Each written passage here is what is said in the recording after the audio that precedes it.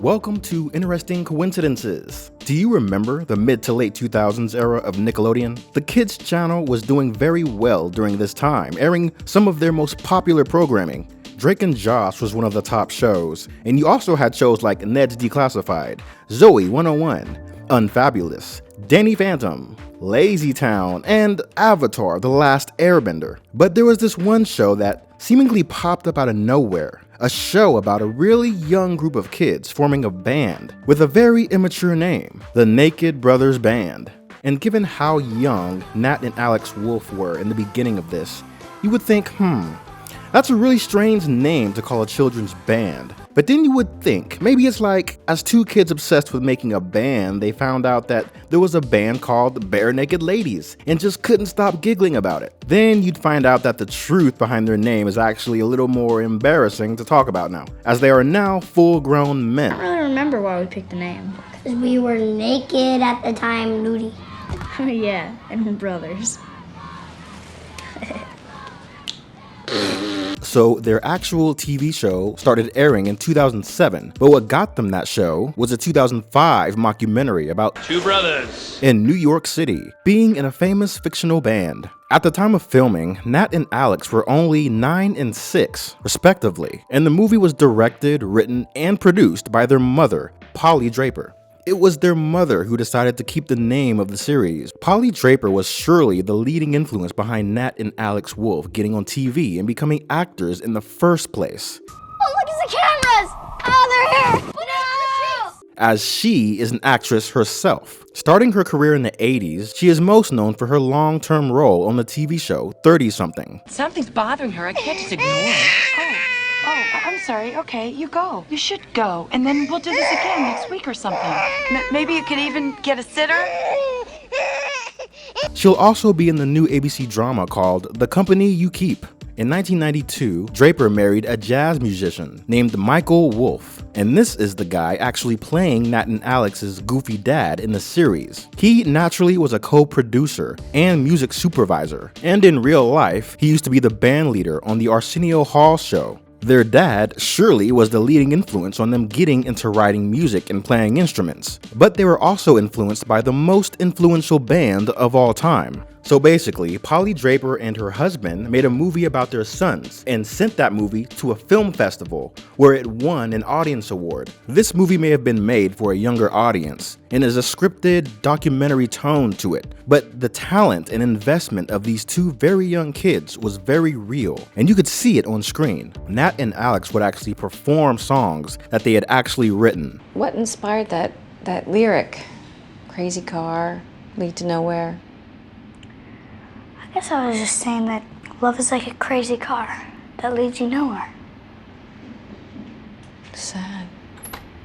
Yeah, I guess I was feeling a little cynical at the time.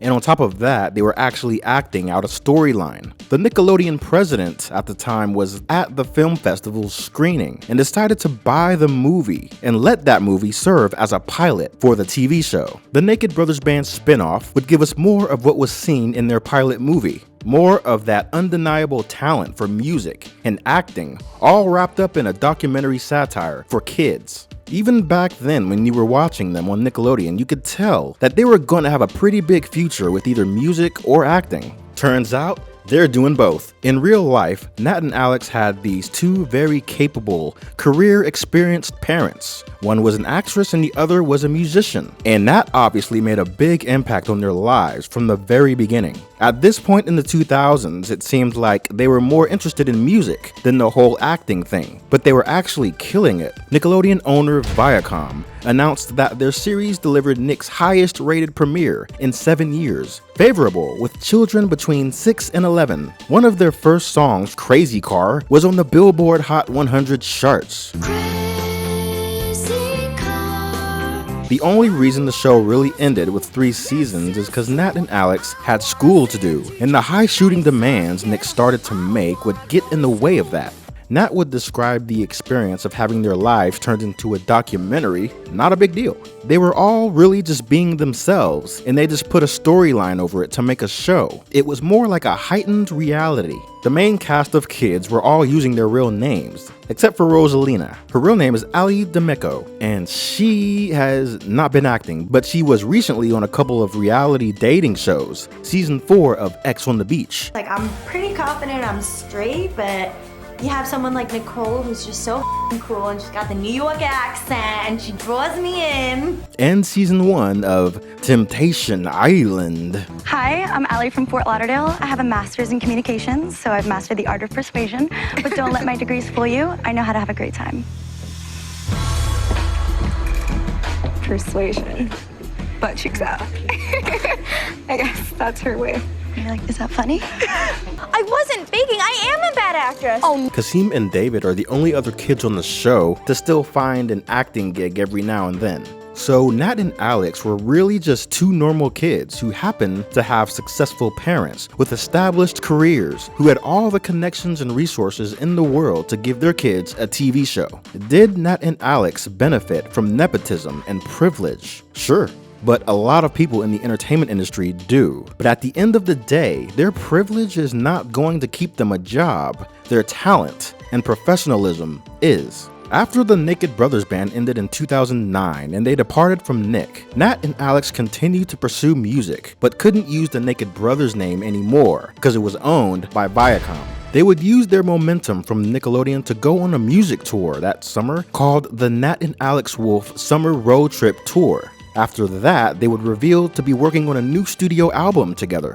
As they began recording in early 2010, Nat would describe the material as being more mature, as he has matured as a songwriter. Well, they were both teenagers at this point, so they definitely didn't want to give out the same vibe as the kiddie Naked Brothers band did. They would upload on YouTube around this time, and their album would release in 2011. Now in 2011, it would seem that they both, in their own way, would dive straight into acting. That same year, Alex would get his first big film credit in the Jonah Hill comedy, The Sitter, while Nat would get his in the star-studded rom-com, New Year's Eve. They both would start to get 2 new film credits every year from that point on. And in 2014, Nat would win some Teen Choice Awards for his secondary role in The Fault in Our Stars. The same writers of that movie came out with Paper Towns in 2015, where Nat would get a starring role. Alex would get a significant role in the 2016 film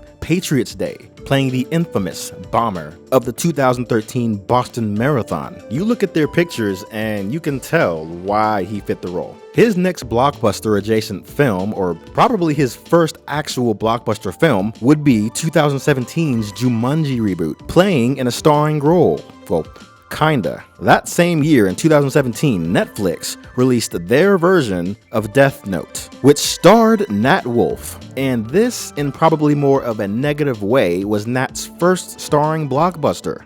Nat and Alex were both doing very well in their growing acting careers at this point, and they kept on grinding. Alex immediately got another big film win while playing Peter in the 2018 horror mystery Hereditary. That same year, the movie Stella's Last Weekend would come out, and this would be the first time Nat and Alex would act together since the Naked Brothers band. Dude! And get this, the movie was written and directed by their mom, Polly Draper, who is also in the movie playing their widowed mother. Basically, it's about 2 brothers who find out that they're in love with the same girl, but it's also about the unshakable bond between them. Outside of the Jumanji sequel in 2019, you can recognize Alex in the recent M. Night Shyamalan film, Old. Next, he'll be in the upcoming Christopher Nolan film, Oppenheimer, and the next A Quiet Place movie, apparently with Joseph Quinn and Lupita Nyong'o. Nat was in a movie with Andrew Garfield and Maya Hawke in 2020 called Mainstream. He also played a cop alongside Mary J. Blige that year called Body Cam. He also had a movie come out that year where he starred as a guy discovering he has like the power of Thor. So yeah.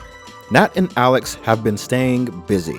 Nat lately seems to be moving towards TV series acting. There's an upcoming Amazon Prime show starring Christoph Waltz that he'll be in the main cast with, called The Consultant. And it seems he will be voicing Batman in a Justice League Ruby crossover. Nowadays, you can find Nat and Alex on social media through their band name, Nat and Alex Wolff. Nothing too crazy this time, it's just their names. Pretty straightforward. And it seems that every couple of years they would drop some new music. It seems like music has to kind of take a back seat to their lives these days, but it's still very clearly a passion of theirs. They actually just came out with a new single in January, and it seems like they might be trying to produce a full album into their schedule. While they may have started out benefiting from having a musician father and an actor, writer, director for a mother, they've used the opportunities given to them and translated it into their own legitimate success into adulthood. So, Alex and Nat from the Naked Brothers Band are doing just fine. Still doing the same thing they've been doing since they were in Pull-Ups.